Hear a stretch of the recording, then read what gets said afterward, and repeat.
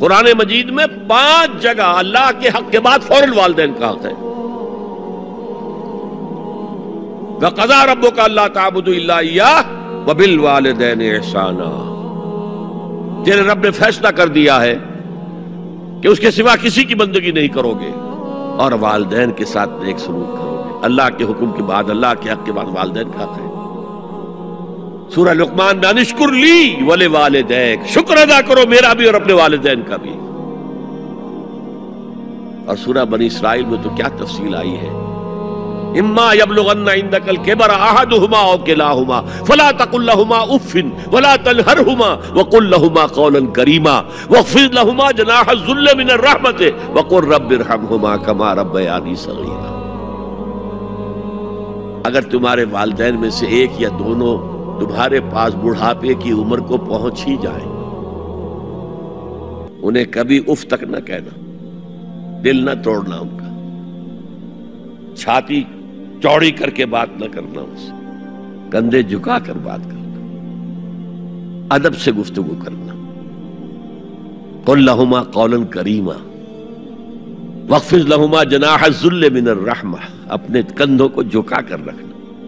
اور پھر کہنا، اللہ سے دعا کرنا، رب ارحمہما کما ربیانی صغیرا، پروردگار میرے ان والدین پر رحم فرمائیو جیسے کہ انہوں نے مجھے پالا تھا جبکہ میں چھوٹا سا تھا. تو خاندان کے نظام کو مستحکم کرنے کے لیے 3 ڈائمنشنز ہیں. جیسے ایک کمرہ ہے، چوڑائی ہے، لمبائی ہے، اونچائی ہے.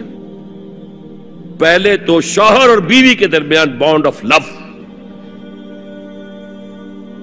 اب یہ شوہر اور بیوی پیرنٹس بن گئے ہیں، والدین بن گئے، اولاد آ گئی. سیکنڈ ڈائمنشن ایڈ ہو گئی، ادب، عزت. اور بہن بھائی ہے، اخوت، جس کو کہ وہ کہہ رہا ہے جی ویلز بھی، فریٹرنٹی. خاندان کا ادارہ مستحکم.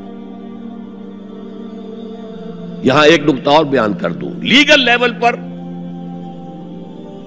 بیوی کے حقوق کم ہیں، شوہر کے زیادہ. الرجال قوامون علی النساء، سیدھی سیدھی بات ہے اور ہمیں ڈٹ کر کہنا چاہیے. اس سے زیادہ معقول بات کوئی نہیں. کسی ادارے کے 2 سربراہ برابر کے اختیارات والے نہیں ہو سکتے. لیکن اخلاقی طور پر جو ماں کا حصہ ہے،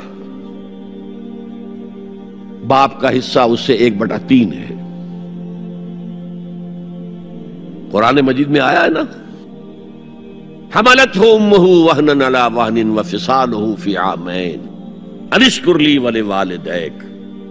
اسے اٹھائے رکھا اس کی ماں نے اپنے پیٹ میں، کمزوری پر کمزوری جھیل. کمزوری تو ہو رہی ہے، اس کا خون چوس رہا ہے اندر، جھونک جو ہے وہ چوس رہی ہے خون اس کا. اور سب ماؤں کو تو اتنی نرشمنٹ موجود نہیں ہوتی کہ آپ پریگننسی میں اس کے لیے ضروری نرشمنٹ فراہم کر دیں. وہنن علی وہن، کمزوری پر کمزوری جھیل کر بھی اپنے پیٹ میں اٹھائے رکھا. وفصالہ فی عامین، اور پھر دودھ چھڑانا ہوا 2 سالوں میں. وہ جھونک جو ہے وہ پھر اس کی چھاتیوں سے چمٹ گئی. لہذا اس کا حق 3 گنا زیادہ ہے باپ سے. ایک صحابی حضور سے پوچھتے ہیں، حضور میرے حسن سلوک کا اولین مستحق کون ہے؟ فرمایا تمہاری والدہ. پھر پوچھا ان کے بعد کون؟ پھر کہا تمہاری والدہ.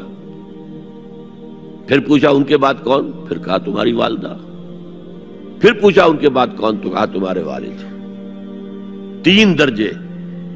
اور یہ جو فرمایا الجنت تحت اقدام الامہات، جنت تو ماؤں کے قدموں تلے ہے، یہ باپ کے بارے میں تو نہیں فرمایا.